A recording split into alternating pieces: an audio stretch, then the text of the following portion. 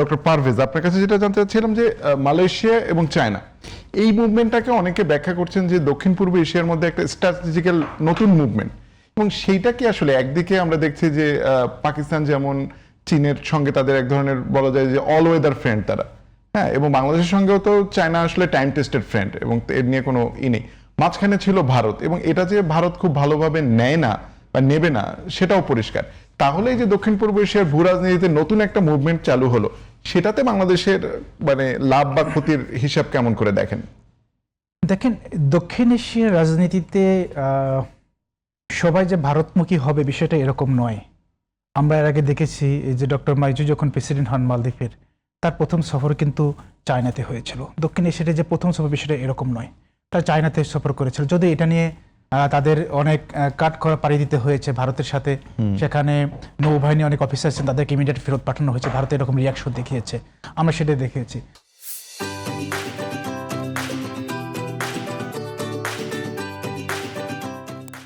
দেখেন, বাংলাদেশ আসলে আমাদের পজিশনটা কোথায়?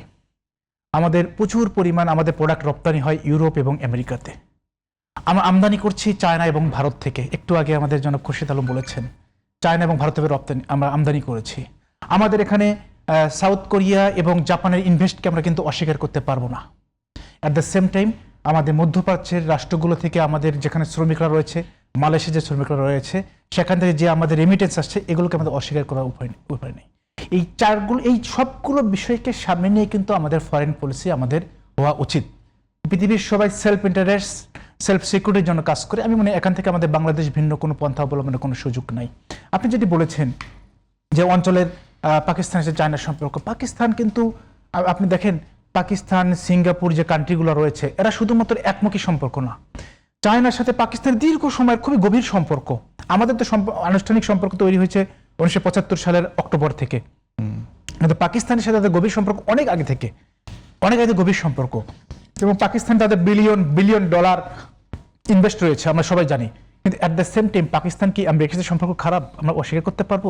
এই যে আমেরিকা যে বড় ক্রাইসিসে পড়েছে, যুদ্ধ ঘোষণা করে এই মধ্যস্থতা, আমি ইমাজিন পাকিস্তানের মতো আমরা যাকে ভেসেল স্টেট বলি, দুর্বল রাষ্ট্র বলি, অকার্যকর রাষ্ট্র বলি, তারা দুনিয়ার সবচেয়ে বড় যুদ্ধকে কিন্তু তার মধ্যস্থতা করছে, এবং তারা অর্থাৎ দাদাগিরির মতো এখানে ভূমিকা পালন করছে। সুতরাং পাকিস্তান কিন্তু তার স্বার্থের কারণে আমেরিকার সাথে সম্পর্ক রাখছে, চায়নার সাথে সম্পর্ক রাখছে। আপনি সিঙ্গাপুর দেখবেন, সিঙ্গাপুর কিন্তু সেম কাজটা করতেছে। ভিয়েতনাম কিন্তু সেম কাজ করতেছে। ভিয়েতনামে আপনার প্রচুর চাইনিজ কোম্পানি রয়েছে। ভিয়েতনাম একসময় আমেরিকার সাথে যুদ্ধ করেছিল, সে আমেরিকার সাথে তার কিন্তু অনেক বেশি, তাদের আমি যতটুকু জানি তাদের আপনার 32% অর্থনীতির একটা বড় অংশই আমেরিকা থেকে আসে, লাভ হয় তাদের জিডিপির একটা বড় অংশ। তো এগুলো তো আমরা অস্বীকার করতে উপায় নেই। তো আমাদেরকে অবশ্যই এই জায়গা থেকে আমাদের ব্যালেন্স একটা পলিসি নিতে হবে। ভারত অবশ্যই উদ্বিগ্ন। বাংলাদেশের মাননীয় প্রধানমন্ত্রী যদিও প্রথম সফরটা মালয়েশিয়া করেছেন, তারপরে ভারতের মিডিয়া কিন্তু একটা বাফার সফর হিসেবে বলেছেন। কারণ তারা বলছেন তার লক্ষ্য হলো চায়নায় যাওয়া। তারা আশা করেছিল তারেক রহমান ক্ষমতায় আসার পরপরই ভারতের সাথে সম্পর্কটা খুব গভীর হবে, তারা ভারতে প্রথম যাবে। সেটি হয় না, এ কারণে তারা অনেক উদ্বিগ্ন। ভারতের মিডিয়াগুলো অনেক প্রচার অপপ্রচার বলছে, দ্বিতীয় পদ্মা সেতু হবে, দ্বিতীয় যমুনা সেতু হবে, আপনার তিস্তা ব্যারেজ হবে, সবকিছু ওখানে আসবে, আমাদের কি হবে? আমরা আগে দেখেছি যে তিস্তা ব্যারেজ ইস্যুতে কিন্তু চায়না কিছুটা বিব্রত, কারণ চায়না 2016 সালে একটা চুক্তি করতে চেয়েছিল। পরবর্তীতে ভারত বলল না, এটা আমরা নিজেরাই করবো, নিজেরা আমরা অর্থায়ন করবো, এখানে সেটা ভেস্তে গেছে। তারপরে কিন্তু পাওয়ার চায়না তিস্তা প্রকল্প কিন্তু চলছে, একটা ছোটখাটো কাজ চলছে। এটা ভবিষ্যৎ কোথায় যাবে আমাদের চিন্তা করতে হবে। আবার আমি যতটুকু জানি যে এই মুহূর্তে ধরেন আমাদের সবচেয়ে গুরুত্বপূর্ণ এই সফরে, সেটি হলো আমাদের স্বাধীন ফরেন পলিসির একটা বিষয়। আমরা কি কোনো রাষ্ট্রের অধীনে আসছি, তাদের পলিসির আমাদের পলিসি চলবে, নাকি বাংলাদেশ স্বাধীন একটা ফরেন পলিসি নেবে? এই জায়গাতে কিন্তু এই সবটা খুব গুরুত্বপূর্ণ ছিল। ঠিক আছে, আমাদের প্রধানমন্ত্রী তিনি চায়নাতে প্রথমে যায় নাই, মালয়েশিয়া হয়ে চায়নায় গিয়েছে, কিন্তু তার এই সফরটা কিন্তু খুবই সিগনিফিক্যান্ট। এবং আমরা বিশ্বাস করি আমাদের সম্মানিত আলোচক কিন্তু প্রত্যাশা করেছেন যে চায়না এই জায়গাগুলোতে ইনভেস্ট করবে, আমাদের এই বিষয়গুলো নিয়ে আসবো। আমরাও সেটি চাই যে চায়নার কাছ থেকে আমরা কীভাবে লাভবান। আমাদের এখানে $18 বিলিয়ন আমরা ইম্পোর্ট করছি, বিনিময়ে আমাদের এক্সপোর্ট less than $1 বিলিয়ন। এটা কিন্তু ইমব্যালেন্স, অনেক বেশি imbalance. At the same time আপনি জানেন যে 2016 সাল থেকে বর্তমান পর্যন্ত $8.5 বিলিয়ন ঋণের একটা চুক্তি হয়েছিল, সেখান থেকে আমাদের $4 বিলিয়ন ছেড়েছে, এখন 4 বিলিয়ন কিন্তু ছাড়ে নাই। আমার মনে হয় এটাও এবার আলোচনায় একটা বড় জায়গা পাবে, গুরুত্ব পাবে এই আলোচনায়।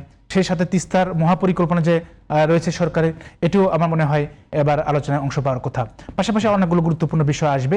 আমি মনে করি সবকিছু মিলিয়েই বিশ্ব রাজনীতির বর্তমান প্রেক্ষাপটে আমাদেরকে অবশ্যই আমাদের সেলফ ইন্টারেস্টের বিষয়ে চিন্তা করতে হবে। আমাদের দেখেন ইরান এবং আমেরিকার যুদ্ধের কারণে অর্থনীতি একটা ভঙ্গুর অবস্থা, সব দেশে কিন্তু এটা প্রভাব পড়েছে।